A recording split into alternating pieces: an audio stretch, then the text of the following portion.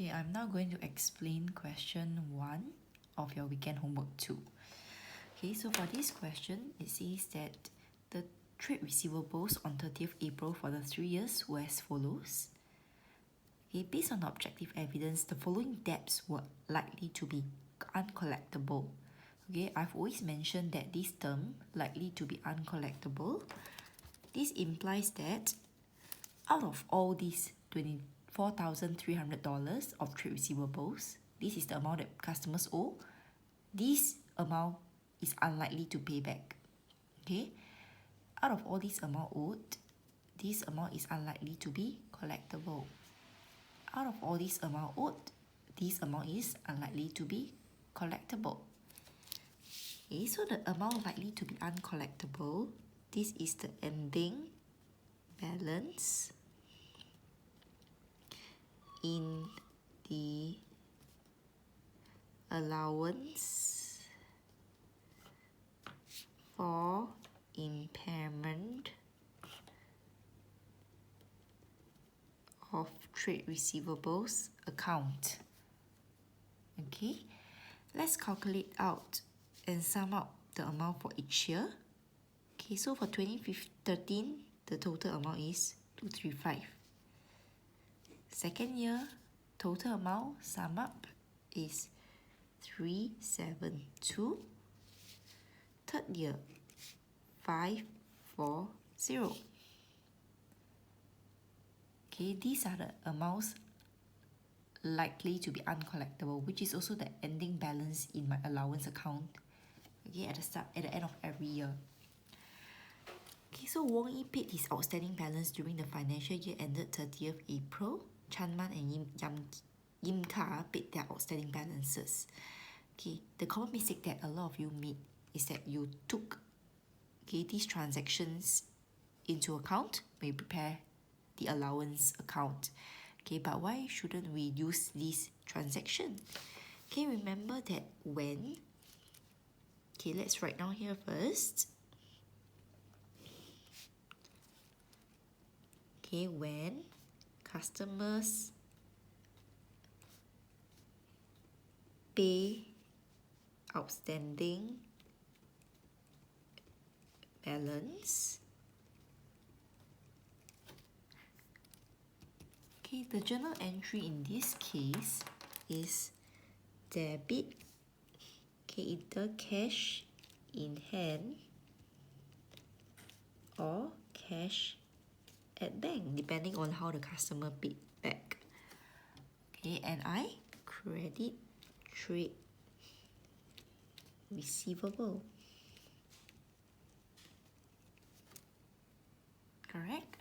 Okay, you can see that because I debit cash in hand or cash at bank and I credit trade receivable, it does not affect my allowance account. Okay, the question is asking us to prepare allowance account, but when the customers pay back, it doesn't affect my allowance account. Okay, it only affects my cash account, either in hand or at bank, or my trade receivables account. Okay, I know that a lot of you are confused because you see that Wong Yi was actually an allowance in the previous year, correct? But this year he paid back. So why don't we deduct? Okay, but remember that my allowance account, okay, my allowance account is an estimate. Okay, so it's very hard and tedious for the business to keep track. Okay, every year whether this customer has allowance in the previous year, whether he paid back, okay, etc. It's very hard for the business to keep track. Okay, so the business won't keep track like, oh, for example, last year Wong Yi allowance, okay, and this year he paid back, so I deduct.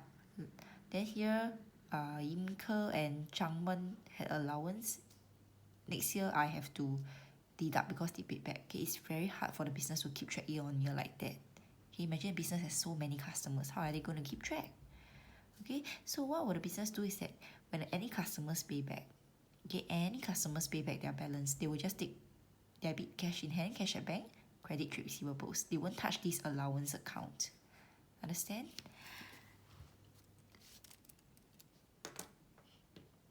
Okay, question also said that there was no uncollectible debts or trade receivables reported bankrupt. So there is no written off amount here. Okay, there's no account being written off. Okay, so how do we explain the following terms? Okay, so trade receivables is the amount owed by credit customers. Okay, I need to see the keyword amount owed by customers. Okay, why do customers owe the amount? Because business sell goods on credit. Okay, so this is 1 mark. Because the question gives 2 marks, so I need to see how is it presented. Okay, it's presented as a current asset in the balance sheet. Okay, next question. What is the definition of allowance? Okay, allowance for impairment of trade receivables is the debt that is likely to be likely to be collectible. Okay, or you can say unlikely to be collectible, or you can say likely to be uncollectible. Okay, they mean the same thing. Okay, when there's objective evidence.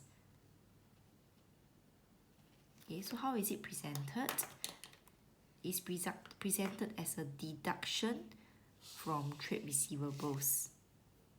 Okay, when I say deduction from trade receivables, it means that I'm taking trade receivables, okay, less allowance. Okay, this is what you're implying. Okay, it's presented as a deduction from trade receivables. Okay, less deduction from trade receivables in the balance sheet. Okay, next, let's do our allowance account. Okay, this is a contra asset. So credit is a plus, debit is a minus. Okay, in the first year, you can see that my allowance ending balance is 235. Okay, so my ending balance is 235. I will increase my allowance from 0 all the way to 235. So my allowance goes up by 235. When I make a allowance, okay, it's impairment loss on trade receivables, debit impairment loss, credit allowance. Okay, and with that, we end the first year, 2013, April 30th. So this is the end of the first year. Let's make a note first.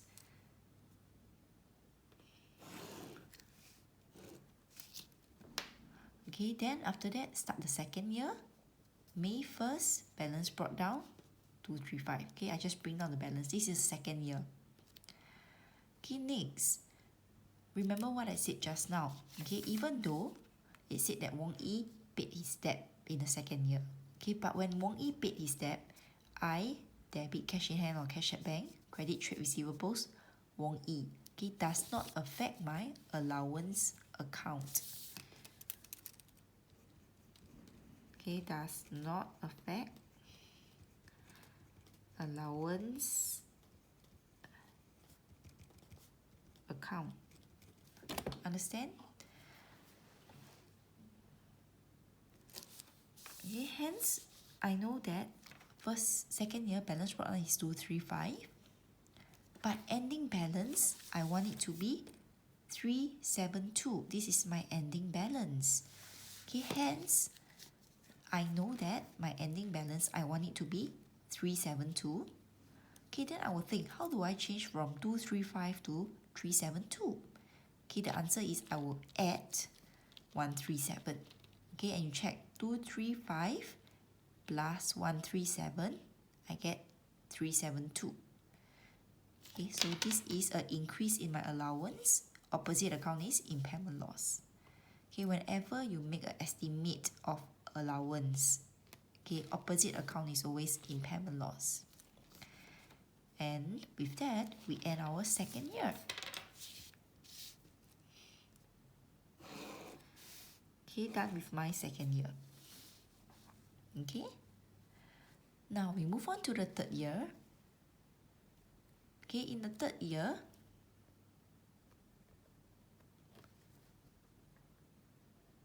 my balance brought down. May 1st is also 372. Okay, look at my ending balance. I want my ending balance to be 540. This is given by the question. Okay, so my ending balance, I want it to be 540, given by the question. Okay, then you think, from 372, how do I become 540? Okay, press into your calculator, you should get 168. Okay, check. 372 plus 168, I get 540.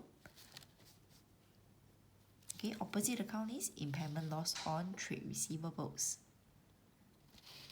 This is done on the last day of the year.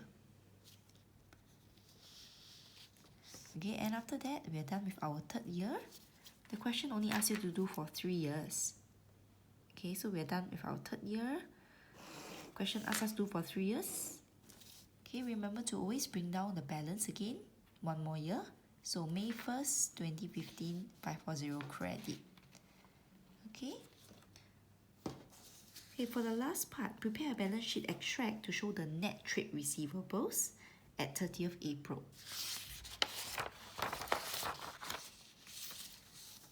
Okay, so this is the balance sheet extract. Okay, things that I need to see. I need to see that you understand this falls under my assets. Okay, I also need to see the word current assets. Okay, on 30th April 2015, my trade receivables is 27600. This is the total amount that customers owe me. Okay, so I'll write down trade receivables 27600. Okay, the amount that is likely to be uncollectible is 540. Okay, so our less allowance for impairment, blah blah blah blah blah. Okay, minus 540. Remember to put the word less here.